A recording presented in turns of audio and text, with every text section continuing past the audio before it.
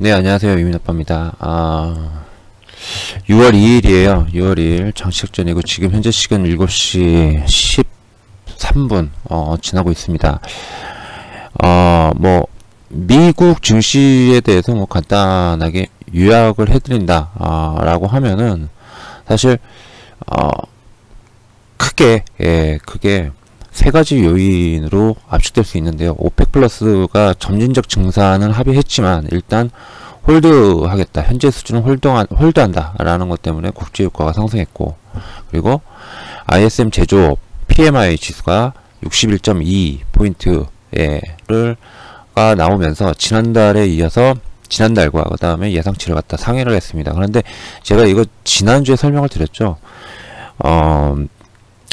생산지수와 그 다음에 고용지수가 상당히 중요하다라고 설명을 드렸는데, 생산지수가 낮게 나왔어요. 지난달보다 낮게 나왔다라는 것은 아직까지도 공급망 병목 현상이, 공급망이 훼손된 부분이 회복되지 않고 있다라는 것으로 추정해 볼 수 있고요. 그리고 고용 유지 부분에서 상당히 어려움이 있다. 즉 고용 유지가 상당히 어렵다 보니 뭐가 나오죠? 아무래도 돈을 더 써서라도, 그러니까 인건비를 더 줘서라도 고용을 유지하려고 한다라는 그러한 부분들이 좀 압박을 줄 수 있겠죠. 자, 이와 함께 이제 미국 백악관이 공화당 상원 의원들과 오는 2일 인프라투자 법안에 대한 협상을 하겠다라고 발표하면서 산업재와 그 다음에 철강과 같은 소재 주들이 강세를 보였습니다. 당연히 아시다시피 공화당 내에서는 증세 부분은 거의가 아니라 전부 다 무조건적인 그런 반대를 하고 있고요. 대신에 민주당이나 공화당이나 인프라 투자에 대한 의견은 같다라고 보고 있습니다. 즉 인프라 투자가 좋긴 좋으나 좀 세부 항목에서 좀 다르겠죠. 하지만 인프라 투자라는 것 자체에 대해서는 공화당도 긍정적으로 하고 있다라는 것 때문에 아무래도 협상에 대한 기대감이 지속적으로 높아지고 있지 않나. 물론 증서 때문에 언제 합의가 될지 모르겠지만 그렇다라는 거 말씀을 좀 드리겠습니다. 자, 주요 지수별 등락을 보면은 러셀이 1%대 상승을 했어요. 1%대 상승을 했고, 반면에 나스닥이나 필라델피아 반도체 그리고 나스닥 생명공학은 각각 하락을 좀 했습니다. 국제유가 상승을 했고, 그 다음에 10년물 국채금리가 다시 1.6%대로 죄송합니다. 이거 제가 잘못 썼어요. 하락했는데 1.6%대 그 안팎에서 안정적인 완화적인 그런 흐름을 보여주고 있습니다. 달러 인덱스는 90포인트를 하회를 하고 있고요. 자, 이러다 보니 너무 뻔히 보이죠. 미국 증시들은요. 주로 이제 리오프닝이라고 하죠. 경제활동 재개주와 관련된 여행, 항공, 엔터, 레저, 크루즈, 그 다음에 필수 소비재, 이런 기업들의 산업들이 강하게 상승을 했고, 이와 함께 이제 에너지 관련 주들이 또한 한편으로 굉장히 좀 강한 그런 흐름을 보여줬다라는 것들을 갖다가 확인을 좀 할 수 있습니다. 금융주도 앞으로의 어떤 국채금리가 상승할 것이다 라는 것에 기인해서 이제 일부 상승한 것도 있고요. 하지만 나스닥을 중심으로 한 기술주, 빅테크나 아니면은 좀 큰 주요 기술주들이 전반적으로 좀 하락세를 보였다라는 를 말씀을 좀 드립니다. 자, 여기서 특징적인 거 하나만 말씀드릴게요. 독일 증시가 어제 역대 최고치를 달성했다는 기사가 나오더라고요. 이게 보니까 강세를 이끈 종목들이 주로 이제 완성차 있죠. 폭스바겐, BMW, 다임러 같은 완성차 업체, 즉 우리는 자유소비재라고 부르죠. 이쪽과 그 다음에 화학센터, 그러니까 화학센터라는 것은 이제 소재주들, 그 다음에 아디다스와 같은 필수 소비재 등이 초강세를 기록하면서 독일 증시에 새로운 역사를 썼다라고 나오고 있습니다. 자, 독일과 그 다음에 미국 증시 지금 거의 다른 게 없죠. 똑같이 흘러가고 있습니다.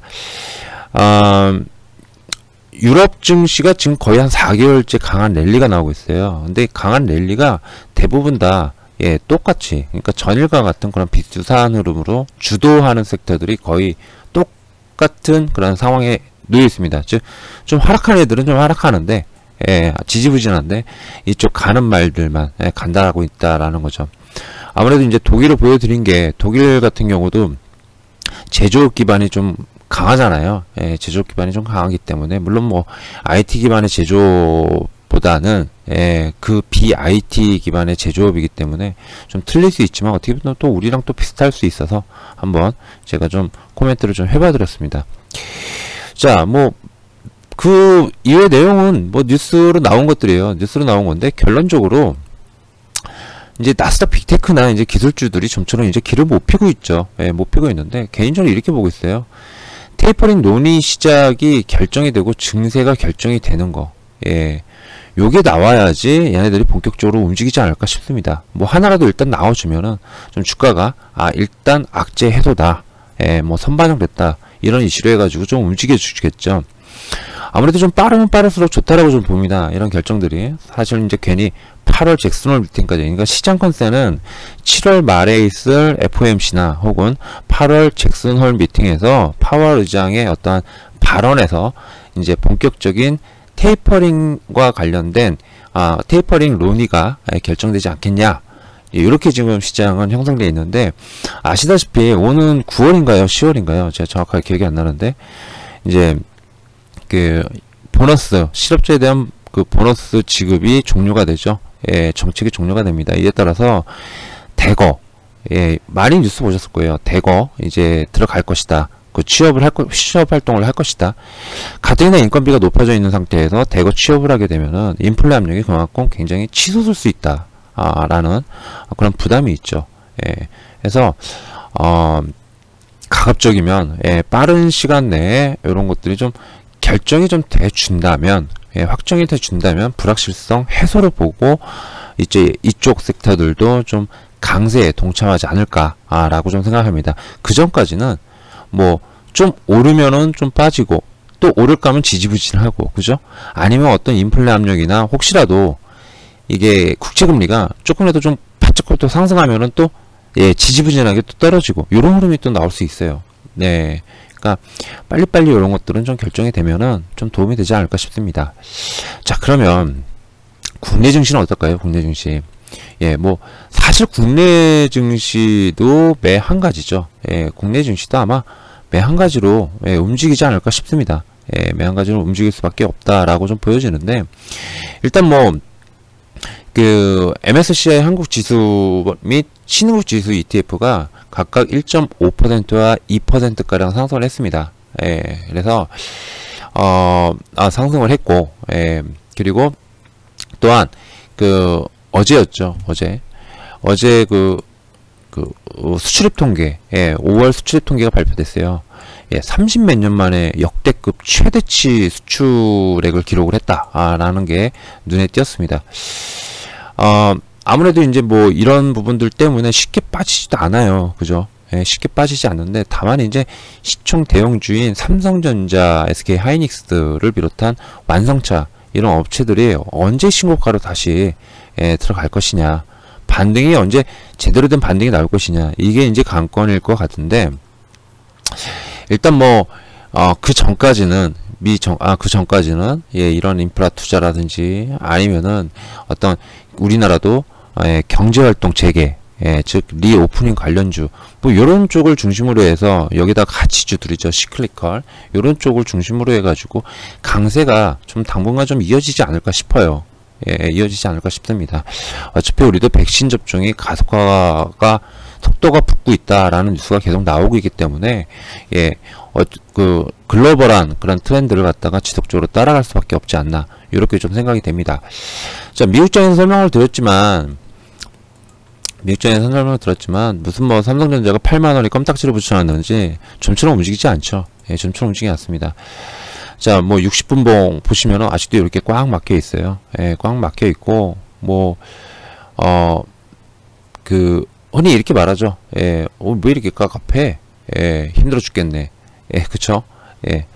뭐 근데 결국에는 어떤 시장의 그런 그 불확실성이나 이런 것들이 해소가 돼야 되지 않을까 싶어요. 그게 맞지 않나 싶습니다. 그 SK 하이닉스가 반등이 좀 나오고 있습니다. 그죠? 반등이 나오고 있는데, 전에 말씀드렸어요. 반등이 나왔다가 완전히 뭐 공급망 병목 현상 훼손된 부분이 병목 현상이 완전히 해소되거나 아니면은 미국의 어떠한 테크 관련 기업들의 어떠한 강한 반등이 나올 수 있는 그런 명분, 그러니까 뭐 증세라든지 이런 부분들, 특히 공급망 부분이 이제 해소가 이제 된다. 뭐 이런 어떠한 이벤트가 나오지 않는 이상은 반등해도 시원스럽게 반등이 나오지 않고요. 지금 보면은 반등할 때 보면은요, 떨어질 땐 시원스러웠는데 어떤 분이 깨작깨작 오르죠. 그죠? 근데 얘 오를 때 어떻게 됐어요? 보시면 굉장히 좀 강하게 오른 면이 없지 않아 있었습니다. 그죠? 예. 강한 면이 없지 않아 좀 있었는데, 지금 보면 약간 지금 깨작깨작 힘없이 움직이는 듯한 그런 흐름이 나오고 있어요. 예. 예, 힘없이 오르고 있다라는 거는 한 번쯤 쌍바닥을 좀 주지도 않을까, 이런 생각도 좀 든다라는 겁니다. 이제 그런 기간 동안은 아무래도 이제 저기를 해주는 게 낫지 않나. 예. 그러니까 그걸 뭐라 그러죠? 죄송합니다. 예, 머리가 나빠가지고